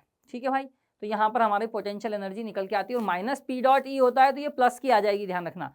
और फॉर्मूला जो बनता है पोटेंशियल एनर्जी का, देखिए एक्सियल फील्ड कितनी होती है, दैट इज के पी बाय आर क्यूब, है ना। तो ये जो हो गया, ये तो क्या हो गया बच्चों, फील्ड हो गई, और P का मल्टीप्लाई कर देना है। तो यहाँ पर आप देखेंगे तो P है, दोनों के ही बारे में क्या बोला है, सारे आइडेंटिकल है, तो K P square by R cube बन जाएगा। समझ गए, P डॉट ई कर रहे हैं, माइनस पी डॉट ई होता है पोटेंशियल एनर्जी। ठीक है, तो ये ऑपोजिट डायरेक्शन है तो क्या हो जाएगा, के पी डॉट ई में, है ना, P है और जब E लिखोगे इसकी वजह से इसका भी डायपोल मोमेंट P है, तो K P bye R cube था और P का हमने मल्टीप्लाई कर दिया। सिंपल एक्सप्लेनेशन है। अब जब ये फॉर्मूला होता है तो पहले फर्स्ट वाले केस की हम सारी एनर्जी निकाल लेते हैं। तो देखिए कैसे लेंगे इंटरेक्शन, अगर हम 1 2 और 3 बोलते हैं तो 1 और 2 की एनर्जी, 2 और 3 की एनर्जी और 1 और 3 की एनर्जी का भी हमें ध्यान रखना है, ये सब लिखते हैं। आइए सॉल्व करते हैं। तो सेम है, तो यहाँ पर तो पहले ये आ जाएगा बच्चों, K P square by R cube, है ना, तो आर क्यूब का मतलब हो जाएगा, चलिए ब्रैकेट ही लगा लेते हैं, जब यही चेंज हो रहा है तो ये आ जाएगा बच्चों 1 बाय ए क्यूब, है ना, इन दोनों में से, इधर भी 1 बाय ए क्यूब, प्लस यहां से देखेंगे तो 2a है, यानी कि 1/2a का होल क्यूब। अरे बात समझ में आ रही है? चलिए, तो u1 हमने निकाल दिया, u1 हमारे पास आ जाएगा बच्चों के पी स्क्वायर बाय, देखिए यहाँ क्या आएगा, ये तो 2 हो गया, यहाँ 8 हो गया, तो 8 2 जा 16 और 1 तो 17 आ गया है, और अपॉन 8 आ गया है, तो यहाँ हम लगा लेते हैं दिस इज 17 और ये अपॉन में 8। ठीक है, और a क्यूब हमारे पास है, तो एक एनर्जी तो अपने पास यहाँ पर आ गई भाई। अरे क्लियर है? अब देखिए सेकंड केस, जब एक को रोटेट कर दिया तो नेक्स्ट सिचुएशन हमने ये वाली बोली ही है, तो इसमें देखिए क्या होगा, जब हम इन दोनों को एक पेयर लेंगे तो ऑपोजिट हो गए, इन दोनों को एक पेयर लेंगे ये भी ऑपोजिट हो गए हैं, पर जब इन दोनों को एक पेयर लेंगे तो ये सेम डायरेक्शन में, यानी एक प्लस का रहेगा और 2 माइनस की टर्म आ जाएगी यहाँ पर। ठीक है, तो जो सेम डायरेक्शन में थे उनका जो वैल्यू थी वो प्लस की थी, तो u2 लिख लें, तो यहाँ पर बच्चों लिखेंगे के P square by A cube. ठीक है, यहाँ पर सेपरेशन ए है, अब इन दोनों का माइनस कर देंगे, तो एक वो वाला है तो ये आ जाएगा माइनस ऑफ के P square by A cube, फिर माइनस, जब ये वाला सेपरेशन हमें लेना है तो ये कितना आ जाएगा बच्चों, K P square upon 2a cube, यानी कि चलो 2a और होल क्यूब ऐसा ही लिख लेते हैं अपन। ठीक है, फाइनली देखें तो देखिए ये वाला तो टर्म कैंसिल है और यहाँ पर बचा है अपने पास माइनस ऑफ के पी स्क्वायर बाय 2 का मतलब हो जाएगा बच्चों 8 बना लेते हैं और ये a क्यूब हो गया है भाई, ठीक है। अभी तो ये फाइनल एनर्जी निकल के आई है, ध्यान रखना, ठीक है। U2 आया है। अब हमें पूछा है, क्या पूछा है, now work done by electric forces. तो वर्क डन की बात करें, इट इज इक्वल टू, हम जानते हैं, change in potential energy. Yes, आइए लगाते हैं। तो दैट विल बी, आइए यहाँ ये निकाल लेते हैं, पहले आंसर आ गया, देख लेते हैं। वर्क डन के लिए बच्चों चेंज इन पोटेंशियल एनर्जी, ठीक है। तो यस, ये देख लेते हैं, जो इनिशियल यानी कि minus of change in potential energy, अगर इलेक्ट्रिक फोर्स का वर्क है, एक्सटर्नल एजेंट का पूछते हैं तो डेल्टा पीई, इलेक्ट्रिक का पूछते हैं तो माइनस डेल्टा पीई, है ना। यानी कि हम फाइनली लिखने वाले हैं इनिशियल माइनस फाइनल, यानी U1 माइनस का U2, ठीक है। ये देखें, हाँ जी, तो क्या था, देखिए KP बाई ए क्यूब तो कॉमन कर लेते हैं, KP क्यूब, KP स्क्वायर है तो ये स्क्वायर बाय ए क्यूब। अब देखिए माइनस करेंगे ना, प्लस हो जाएगा, यानी 17/8 plus 1,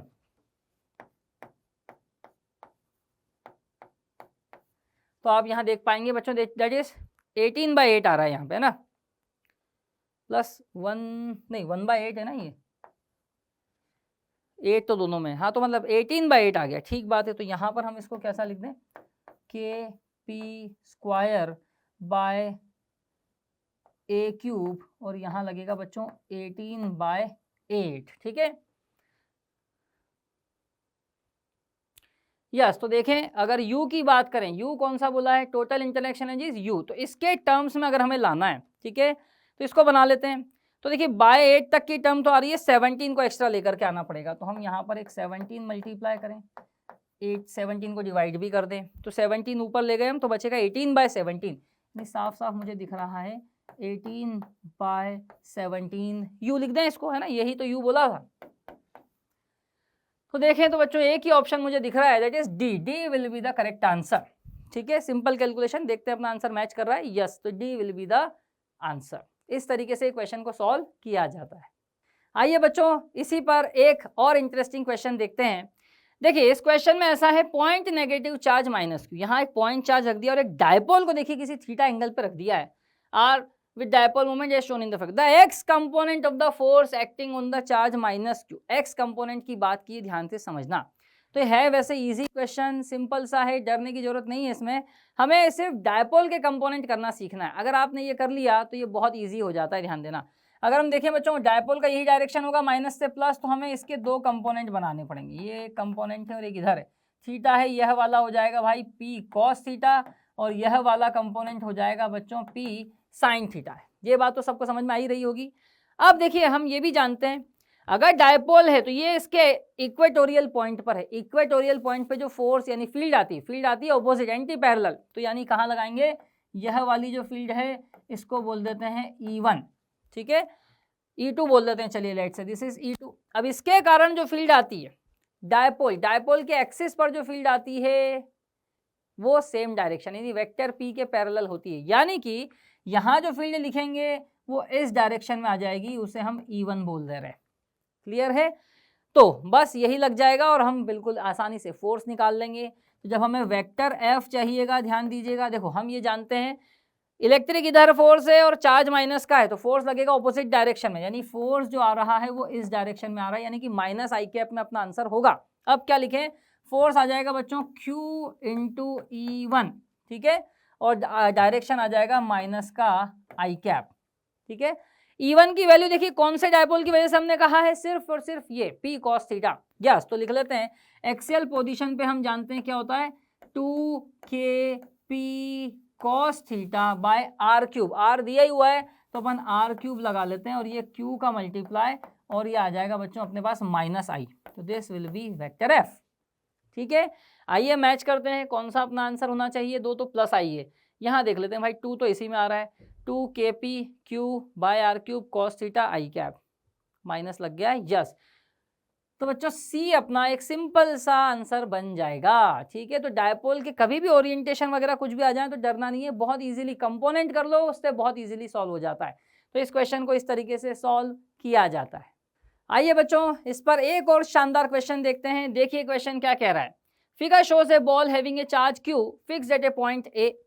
Two identical balls of mass m having charge plus q and minus q are attached to the end of a light rod. Light rod है, ध्यान दीजिएगा, लेंथ दी हुई है 2a, ठीक है, इतनी चीजें क्लियर है। System is release from situation in the figure, find the angular velocity of the rod when the rod turns through 90 degree. ठीक है, बढ़िया क्वेश्चन है, मैकेनिक्स मिक्स है इसके अंदर, ध्यान देना। तो देखिए कहीं ना कहीं थोड़ा सा देखें तो ये स्फीयर है, ये जो है यहाँ पर प्लस क्यू के कारण यहाँ पर लगेगा फोर्स, और इसके कारण बच्चों यहाँ पर आप देख पा रहे हैं इधर लगेगा। ठीक है, हालांकि पॉइंट चार्जेस हैं, ध्यान रखिएगा। अच्छा, ये घूमेगा कैसे बता सकते हैं? पिवोट है, पिवोट यानी फिक्स है, चलेगा नहीं, सिर्फ घूमेगा। तो यस, ये फोर्स और ये ऐसा टॉर्क आप देख पा रहे हैं साफ साफ कि कुछ इस तरीके से क्लॉकवाइज इसको घुमा देगा, यानी माइनस क्यू इधर आएगा और प्लस क्यू उधर जाएगा। ये 2a है, ये लेंथ a है, यानी यहाँ तक आ जाएगा, यानी फाइनल सिचुएशन बच्चों ये हो जाएगी, प्लस क्यू है, ए के डिस्टेंस पर आ गया माइनस क्यू, और अगेन फिर यहाँ पर आ गया है आपका प्लस क्यू। यह वाली डिस्टेंस तो हो गई है भाई 2a, और यह वाली डिस्टेंस हो गई है a। This will be the final situation, और इस समय घूम रहा होगा, मतलब ये अगर हम बोल दें पिवोट है तो ये ऐसे ओमेगा से घूम रहा है। ठीक है भाई, तो कुल मिलाकर के बच्चों इस केस में अगर हम वर्क एनर्जी थ्योरम लगा लें तो अपना काम हो जाएगा। ठीक है, या फिर हम ये भी कर सकते हैं change in potential energy equal to gain in kinetic energy, पर यहाँ पर काइनेटिक एनर्जी के ध्यान रखना रोटेशनल काइनेटिक एनर्जी है। ठीक है, तो आइए देखते हैं। इनिशियली इस सिचुएशन में अगर हम पोटेंशियल एनर्जी देखें तो देखो ये दोनों की डिस्टेंस हमेशा फिक्स रहेगी, तो इन दोनों की एनर्जी को हम हटा रहे हैं क्योंकि बार बार टर्म आएगी तो कैंसिल ही होना है। अब हम बचा ये सिस्टम, यहाँ से यहाँ प्लस में जितनी एनर्जी बच्चों उतनी एनर्जी माइनस की हम देख पा रहे हैं, तो इनिशियली एनर्जी जीरो आ रही है, ये वाली एनर्जी आ रही है, मतलब इन दोनों की एनर्जी जीरो आ रही है जो चेंज होगी। ठीक है, फाइनल सिचुएशन की एनर्जी जरूर हम लिख लेते हैं, ध्यान देना। फाइनल सिचुएशन की energy, initial energy between two देख रहे हैं हम, ध्यान रखना। तो जीरो, टू का मतलब समझना, ऐसा मत कहना सर इसकी तो एनर्जी जीरो क्यों लिख दी है ना, कई बार कॉन्ट्रडिक्शन हो सकते हैं। तो भाई इसकी एनर्जी को छोड़ के बाकी जो दोनों की एनर्जी हम उसकी बात कर रहे हैं, यहाँ भी ऐसे ही कर लें, इन दोनों की एनर्जी वही बात है, वही जो थी सेम हो जाएगी। अब हम इसकी कारण एनर्जी लिख लेते हैं। ठीक है, तो देखिए पॉइंट चार्ज का फॉर्मूला हो गया, कुछ नहीं हुआ, यहाँ पर क्या हुआ, माइनस के Q1 Q2 by R, R मतलब हो गया बच्चों A।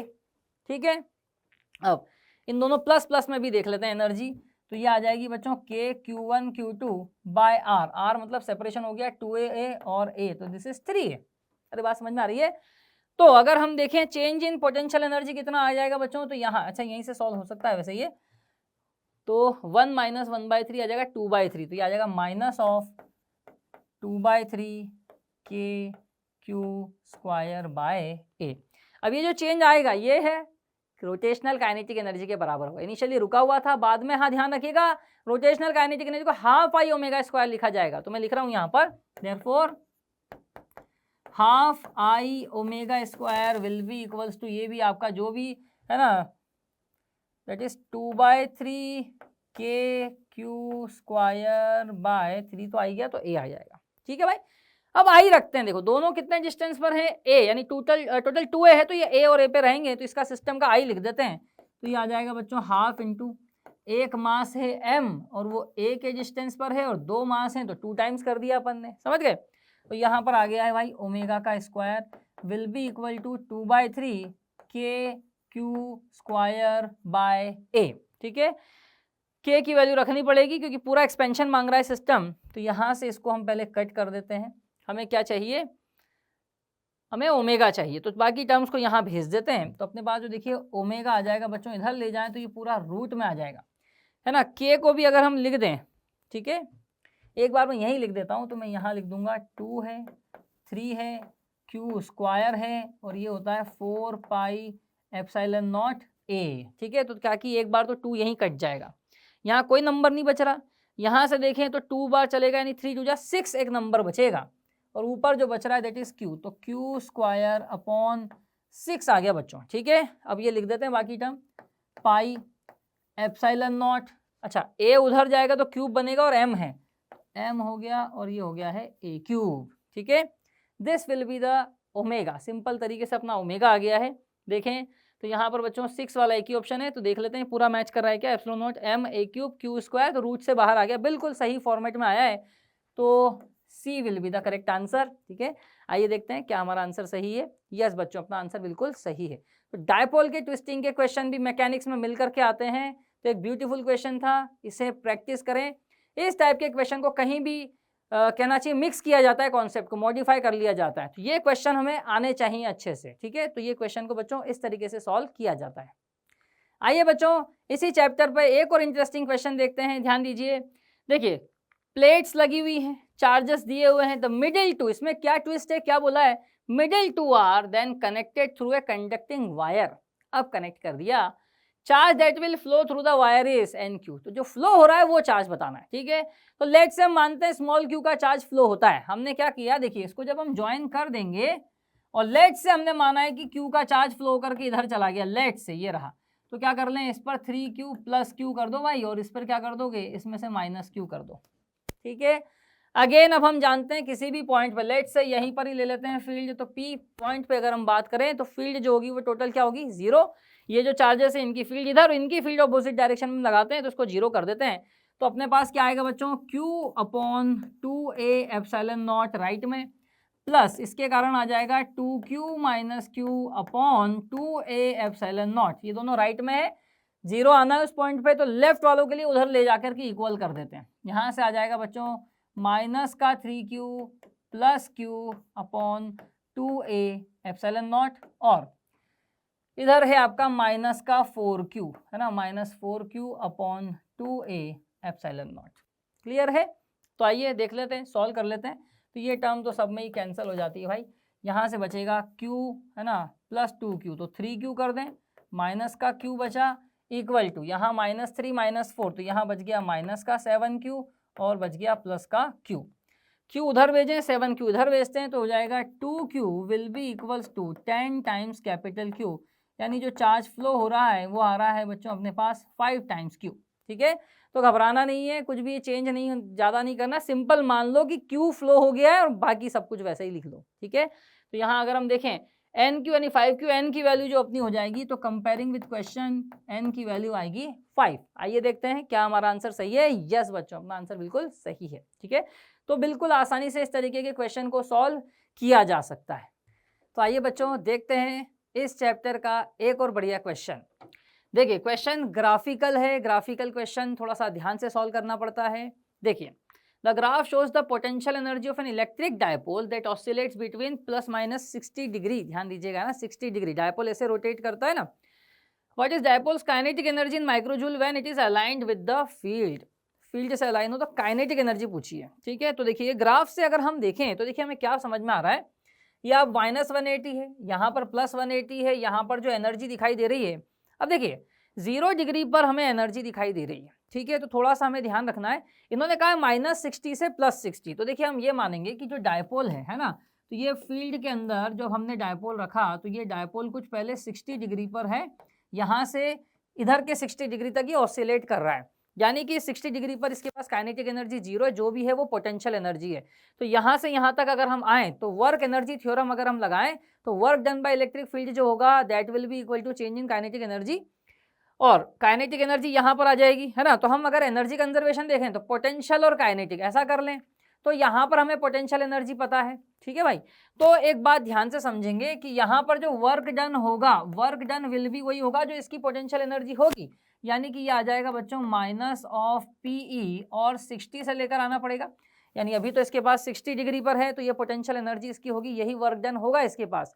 अब देखिए हमें एक चीज पता है यहाँ पर कि 0 डिग्री पे अगर आप गौर से देखें तो यहाँ पर देखें आप पोटेंशियल एनर्जी आ रही है -2 जूल, ठीक है। इसका क्या मतलब हुआ है, माइक्रो जूल में चलेगा तो माइक्रो बोल देंगे। तो देखिए 0 डिग्री पर है, तो 0 डिग्री पर हम पोटेंशियल एनर्जी जानते हैं कि भाई at theta equal to 0 degree पर पोटेंशियल एनर्जी होती है बच्चों minus of PE cos of 0, है ना, यानी सिर्फ पीई आ जाएगा minus P, that will be -2।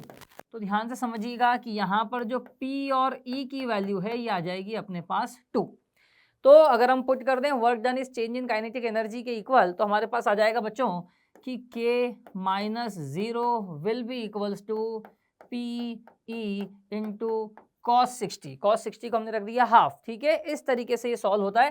P की वैल्यू जब हम 2 रख देंगे तो बच्चों काइनेटिक एनर्जी आ जाएगी हमारे पास 1, ठीक है।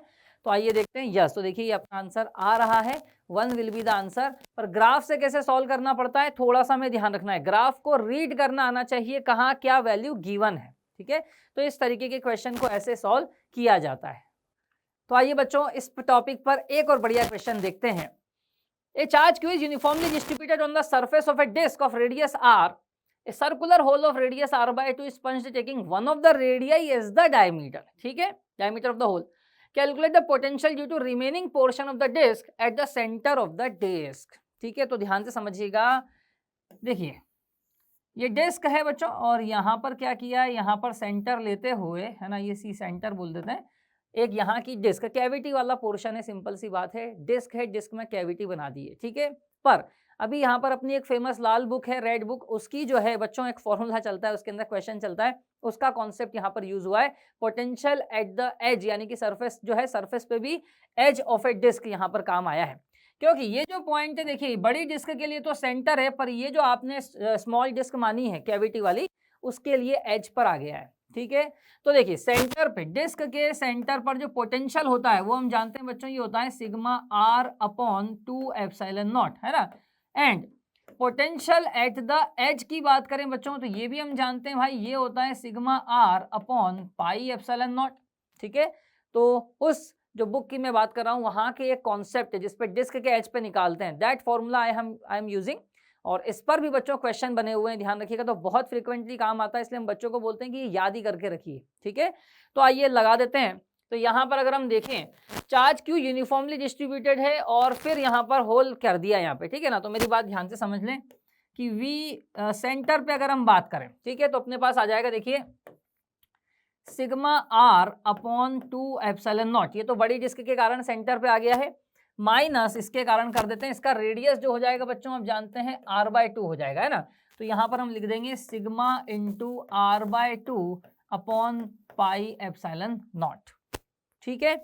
चलिए, तो VC की अगर हम बात कर लें, तो देखिए अपने पास आ जाएगा सिग्मा अपॉन 2 एप्सिलॉन नॉट, तो कॉमन आ रहा है, sigma upon 2 epsilon not, 2 epsilon not, और R भी आ जाएगा, बिल्कुल साफ साफ दिख रहा है, यस। तो 1 माइनस यहाँ पर अपने पास आ रहा है बच्चों 1/पाई, ठीक है। तो ये 1/पाई अपने पास बचा।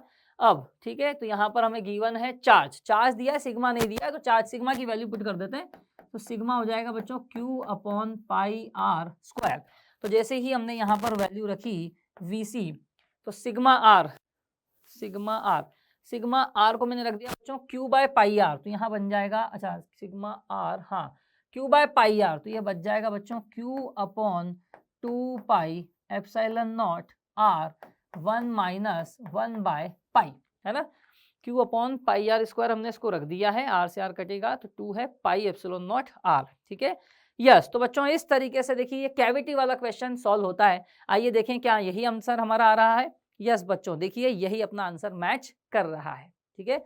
ये अच्छे क्वेश्चन की कैटेगरी में आता है, ध्यान रखना, क्योंकि डिस्क है, डिस्क के एज पर पोटेंशियल, ये एक डिफरेंट कॉन्सेप्ट है, ध्यान दीजिएगा, ठीक है। तो ये हमें याद होना ही चाहिए। आप चाहें तो इसे इंटीग्रेशन करके भी निकाल सकते हैं, इसका इंटीग्रेशन का तरीका थोड़ा सा डिफरेंट होता है, मैं आपको किसी को चाहिए तो यहाँ बता देता हूँ। यहाँ पर हमें एक आर्क मानना पड़ता है, और इसके कारण जब हम पोटेंशियल लिखते हैं यहाँ पर और फिर इंटीग्रेशन करना पड़ता है। This will be the crux of this question, ठीक है। तो ये कॉन्सेप्ट एक बहुत अच्छे तरीके से अप्लाई हो रहा है। कई बच्चे नहीं पता चलता उनको कि डिस्क के एज पर भी पोटेंशियल लगाना होता है, वह हमने यहाँ पर यूज किया है, ठीक है। तो इंटरेस्टिंग क्वेश्चन है, फॉर्मूला जिसे याद है तो देखिए उसके लिए तो बहुत बिल्कुल कहना चाहिए बहुत बाएं हाथ का खेल हो जाता है ना। तो बच्चों इस क्वेश्चन को इस तरीके से सॉल्व किया जाता है। आइए बच्चों इस टॉपिक पे एक और इंटरेस्टिंग क्वेश्चन देखते हैं। देखिए 4 point charges each of plus q are rigidly fixed at the 4 corners of a square planar slope of film of side A. Surface tension gamma दी है, system of charges in planar film are in equilibrium. K की value given है, K is a constant। चलिए तो देखिए बच्चों एक different type का question है, ठीक है। जेई ने इस तरीके के क्वेश्चन जो एक स्टैंडर्ड बना था 4 चार्जेस एट द वर्टाइसेस, ये काफी जगह मिक्सिंग की हुई है, यहाँ पर उन्होंने ही इसे स्टॉप फिल्म में यानी सरफेस टेंशन में मिक्स किया है। आइए देखते हैं कैसे ये हो रहा है। देखिए यहाँ पर ऐसा होता है कि ये जो है सरफेस टेंशन की बात करते हैं, तो 4 अगर हमारे पास चार्जेस हैं, 4 चार्जेस हैं, Q फिर Q और यहाँ पर भी Q है और यहाँ पर भी Q है, ठीक है।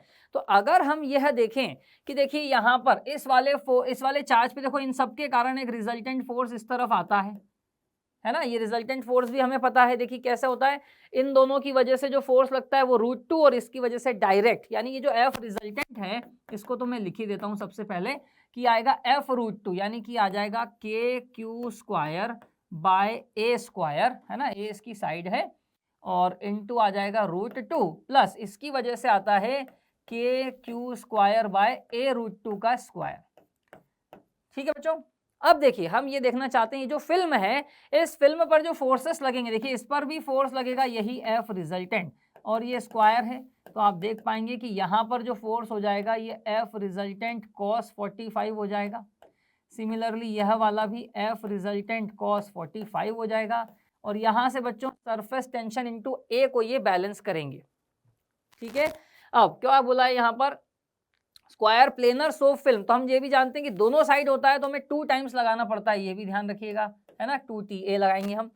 तो यहाँ पर अगर हम बैलेंस कर दें इसको, तो बच्चों देखो क्या लिखेंगे, that is 2 times T into A will be equal to F resultant के दोनों कंपोनेंट, यानी 2 टाइम्स करके एफ आर कॉस 45, तो 2 टाइम्स एफ आर कॉस 45, तो देखिए 2 टाइम्स कटा T इंटू ए, है ना, T अभी हमने लिखा है, यहाँ पे गामा दिया है, इसको हम बाद में गामा से रिप्लेस कर देंगे, तो T हो गया है बच्चों, ये A हो गया है। देखिए F रिजल्टेंट अगर हम यहाँ पर लिखें तो यहाँ पर के Q square by A square, है ना, ये हम कॉमन निकाल लेते हैं, तो क्यू स्क्वायर छोड़ देते हैं, तो यहाँ पर आ जाएगा अपने पास के Q square by A square, यहाँ पर बचेगा बच्चों √2 + 1/2 बचेगा, है ना, यहाँ √2 का स्क्वायर आ जाएगा, तो यहाँ पर हम इसे 2 कर देते हैं भाई, +1/2।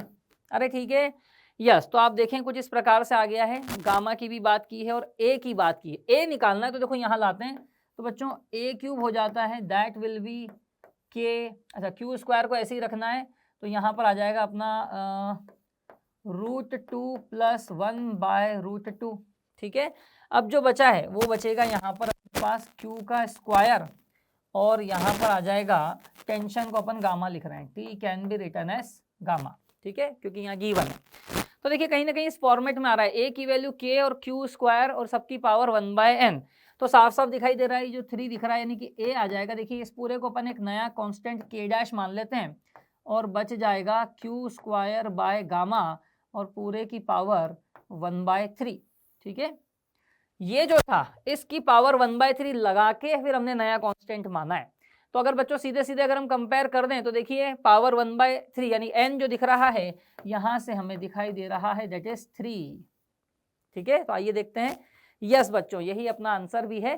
तो इस तरीके से देखिए इस कॉन्सेप्ट को कितना ब्यूटीफुली इन्होंने मिंगल किया है, और यहाँ पर सरफेस टेंशन और यहाँ पर रिजल्टेंट फोर्स को किया है। जैसे ही बच्चों जब ये क्वेश्चन आया था तो यह कॉन्सेप्ट बड़ा फेमस हुआ था कि जो चारों चार्जेस हैं इसके ऊपर जो फोर्स लगाते हैं इसको देखिए कहाँ कहाँ पर यूज कर लिया जाता है, तो ये बढ़िया चेंज लेकर के आया था ये क्वेश्चन, इसलिए ये क्वेश्चन मैं आपके सामने लेकर के आया हूँ। ठीक है, तो इस टाइप के क्वेश्चन इस तरीके से सॉल्व किए जाते हैं बच्चों। तो बच्चों आइए इस पर एक और बढ़िया इंटरेस्टिंग क्वेश्चन देखते हैं। देखिए क्वेश्चन क्या कह रहा है, पॉइंट चार्ज प्लस Q1 यानी Q1 दिया +6e is fixed at origin, यानी ये वाला हमको पॉइंट मानना है ओरिजिन भाई, ये 0,0 है। अनदर पॉइंट चार्ज Q2 जो -10e है is fixed at x = 8 nanometre, यानी यह वाला जो है ना यहाँ पर 8 नैनोमीटर के डिस्टेंस पर है, यानी ये वाला जो गैप है यानी यहाँ से यहाँ तक जो आएगा दैट इज 8, है ना, 8 मान लेते हैं, नैनोमीटर यूनिट बाद में रखेंगे। Locus of all points in the XY plane for which potential is 0 is a circle, ये बोला है, तो centred on x axis as shown. ठीक है, सेंटर गिवन है, find the x coordinate of centre of the circle, हमें centre of the circle का x coordinate बताना है। ठीक है, देखिए बच्चों ऐसे केस के लिए क्या करना है, जनरल पॉइंट माने पोटेंशियल लिखें उसे 0 करें, इन्होंने कहा है ना v इज 0, तो आइए शुरू करते हैं। तो यहाँ पर देखिए डरना नहीं है, x, y, जब भी लोकस वगैरह ऐसे क्वेश्चन आ जाते हैं तो हमें थोड़ा सा प्रैक्टिकल अप्रोच से चलना है, बड़ा इजीली आंसर आता है। देखिए इस पॉइंट पे हम क्या लिख सकते हैं, टोटल पोटेंशियल लिख लें भाई, पोटेंशियल का फॉर्मूला होता है KQ/R, तो ये जो है x, y, तो यहाँ से अगर हम देख पाएंगे ये डिस्टेंस y है और यह वाला डिस्टेंस है बच्चों ये x लिख रहे हैं, है ना।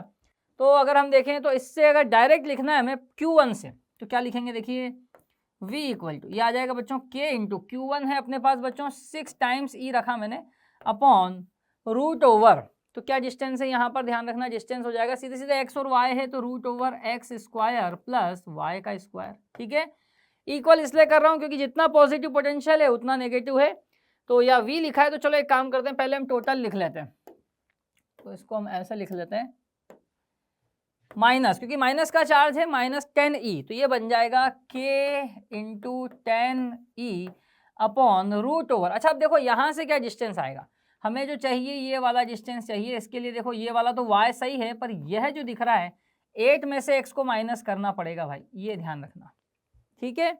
तो हम लिखेंगे यहाँ पे रूट ओवर 8 माइनस एक्स का होल स्क्वायर प्लस वाई का स्क्वायर, ठीक है।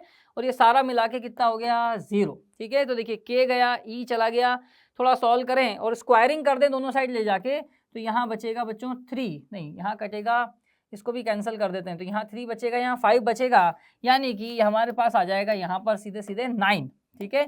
तो हम इसको 9 लिख देते हैं, तो यहाँ आ जाएगा बच्चों 9 अपॉन स्क्वायरिंग की है तो X square plus Y square, ठीक है। यहाँ भी हमने स्क्वायरिंग कर दी, पूरे पे ध्यान रखना, इक्वल ले गए, तो यहाँ 5 का आ जाएगा 25, ये आ जाएगा 8 माइनस एक्स का whole square plus Y square, ठीक है। तो इस फॉर्मेट में आ गया, बस अब सेंटर निकालना है, तो थोड़ा कैलकुलेशन है, सर्कल वाला कैलकुलेशन कर लेते हैं। तो चलिए इसको थोड़ा आगे लिख लेते हैं, 9 टाइम्स जो है अपने पास आएगा, तो इसको सॉल्व करने के लिए 9 टाइम्स 8 माइनस एक्स का whole square plus 9 times Y square, है ना, इतना तो हमें दिख ही रहा है, यहाँ से 9 से जब मल्टीप्लाई कर देंगे, सिमिलरली 25 से मल्टीप्लाई इधर ले जाते हैं, तो this is 25x square plus 25y square, ठीक है भाई। चलिए आइए सॉल्व करते हैं, 2 है, ध्यान दीजिएगा, तो यहाँ पर तो देखिए यहाँ पर क्या हो जाएगा बच्चों 9 है और यहाँ पर 8 का स्क्वायर, तो 9 इंटू 16 कर देते हैं, माइनस का 9x square plus 9 into 8 to जा 16x, थोड़ी देर के लिए ऐसे ही रख लेते हैं, ठीक है। लास्ट में थोड़ा इजी कैलकुलेशन के लिए क्या कट हो रहा है उसको देख लेंगे, प्लस हमारे पास आ गया है 9y का square is equals to 25x square plus 25y square, ठीक है।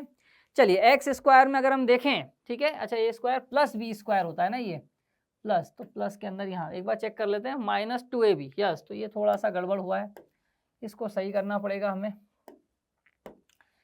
a स्क्वायर तो 8 8 जा 60, ये भी गलत हुआ है, ठीक है, तो इसको भी हम सही कर देते हैं, ये आ जाएगा, 1 मिनट, 8 का स्क्वायर 64 लगेगा भाई, सही कर लेना, कैलकुलेशन मिस्टेक हो सकती है। फिर ये तो सिंपल आ गया, माइनस माइनस मतलब ये हो गया माइनस 2ab, और ये अब सही है, y बिल्कुल ठीक है, ठीक है। चलिए आइए, हाँ, तो अब देखें तो क्या हुआ है, 25 सबको उधर ले जाते हैं, 25 में से 9 गया, y में भी 25 में से 9 गया, यानी हमारे पास आएगा 16, तो 16x square plus 16y square, ठीक है, ये हो गया, स्क्वायर की टर्म तो सेटल हो गई है। अब ये प्लस 2 है भाई, माइनस 2 मत समझना है ना, इसको थोड़ा सा सही लिख लेते हैं 2। अब हमारे पास बच रहा है एक तो ये टर्म और एक ये टर्म, तो ये उधर जाएगा तो प्लस बनेगा, यानी प्लस का बनेगा बच्चों 9 मल्टीप्लाइड बाय 16x, यह इधर जाएगा, ये माइनस का हो जाएगा 9 मल्टीप्लाइड बाय 64 और इक्वल टू 0, दिखाई दे रहा है। तो एक थोड़ा सिंपल कैलकुलेशन पे आए, अभी हमें दिख रहा है सब में देखो 16 कॉमन दिख रहा है, इससे कट कर दें तो ये हमारे पास बच जाएगा X square plus Y square plus, अरे बहुत बढ़िया बच्चों, 9x पूरा ही चला गया, तो माइनस 16 से अगर हम कट करें, 16 4 जा तो 9 4 जा बच जाएगा 36 बच गया और इक्वल टू हो गया 0। हाँ देखिए काफ़ी इजी इक्वेशन में आ गए हैं। अब आप मैथ्स लगा के या तो यहाँ से भी डायरेक्ट निकाल सकते हैं, अदरवाइज अगर हम होल स्क्वायर क्वांटिटी बना लें तो देखिए क्या बनेगा, यहाँ पर हम देखें तो बच्चों ये बना एक्स स्क्वायर प्लस 9x, यानी कि 2 इंटू 4.5 इंटू एक्स, है ना, 2ab, b स्क्वायर चाहिए, तो हमें यहाँ पर 4.5 का स्क्वायर चाहिए, तो बचा प्लस वाई स्क्वायर, तो फिर ये उधर ले जाते हैं तो इक्वल टू आ जाएगा बच्चों 36, और हमने प्लस लिया तो यहाँ माइनस भी लिया होगा, उधर भी ऐड कर दें, तो हम यहाँ पर ले जाते हैं 4.5 का स्क्वायर, ठीक है। तो हम साफ साफ देख पा रहे हैं, देखो यहाँ से क्या बनेगा बच्चों की x प्लस 4.5 का स्क्वायर प्लस y का स्क्वायर, इधर जो भी बनेगा लेट से p का स्क्वायर, जो भी टर्म बनती है कैलकुलेशन, क्योंकि हमें पूछा नहीं इसलिए हम उसमें इंटरेस्टेड नहीं है, अदरवाइज रेडियस पूछा होता तो हम रख लेते, लेट से इसको r ही रख लो, रेडियस का स्क्वायर बोल देंगे, ठीक है ना भाई। पर हमें पूछा बच्चों x कोऑर्डिनेट, तो ध्यान से समझ लें, तो जो सेंटर है इसके कोऑर्डिनेट क्या आ रहे हैं, तो यहाँ आता है माइनस का 4.5 और y आ रहा है बच्चों 0, है ना, ये 4 है, ध्यान देना। तो हमें पूछा है सिर्फ और सिर्फ x कोऑर्डिनेट पूछा है, ध्यान दीजिएगा, है ना, तो x कोऑर्डिनेट जो है माइनस 4.5 आ रहा है। अब देख लेते हैं ऑप्शन में क्या है, यस, तो बच्चों माइनस 4.5 नैनोमीटर यूनिट चली रही थी, तो ये c will be our correct answer. ठीक है, आइए देख लेते हैं, यही आंसर आ रहा था। यस बच्चों, यही अपना आंसर एकदम सही आ रहा था। ठीक है, तो बच्चों देखिए, ये जो सीरीज़ है ये आपके लिए बहुत शानदार तरीके से लेकर हम आए हैं। इस टाइप से क्वेश्चन की प्रैक्टिस करनी है और अपना फ्यूचर को आपको ब्राइट बनाते चले जाना है। ठीक है, तो ये हमारे लिए, हम एक लाइन भी आपके लिए लिख के लाए कि self belief and hard work will always earn you success. बात को समझ में आ ही रही होगी। सेल्फ बिलीफ बच्चों, हमें अपने आप पे भरोसा रखना है। जो कॉन्सेप्ट हमने पढ़े हैं, उनको प्रैक्टिस की है, हम उसको लगा लेंगे। ठीक है, ये हमें भरोसा अपनी प्रिपरेशन पे होना चाहिए। और बच्चों हार्ड वर्क तो आप जानते ही हैं, होमवर्क करना, सब चीज़ें एकदम तरीके से प्लान करके करना, मेहनत लगती है। और उस हार्ड वर्क को जिसने किया उसको बच्चों रिजल्ट भी बहुत अच्छा मिलेगा, यानी कि सक्सेस आपको अर्न होगी। तो बच्चों बस यही है हमारी सीरीज़ के लिए आज इलेक्ट्रोस्टैटिक्स टॉपिक। आगे और भी टॉपिक आने वाले हैं, तो दिल थाम के बैठिए, चैनल पे चिपके रहिए और बहुत अच्छे से इसको देखते रहिए और अपना ज्ञान वर्धन करते रहिए। जो भी आईआईटी का फ्लेवर है, आईआईटी लेवल तक की चीज़ें हैं, उसके लिए आपकी जो प्रैक्टिस है वो बहुत अच्छी होती चली जाएगी। आपके पास एक गुड कलेक्शन भी होता चला जाएगा, जिसमें आप जो क्वेश्चन देखते हैं, मिक्स वाले क्वेश्चन, वो भी बढ़िया अच्छे से फ्लेवर में आपने देखे हैं, वो मिल पा रहे हैं। तो बच्चों इसी के साथ मेरी तरफ से ऑल द बेस्ट। आप अपनी प्रिपरेशन करें, कीप रॉकिंग, कीप एंजॉइंग बच्चों, ऑल द बेस्ट।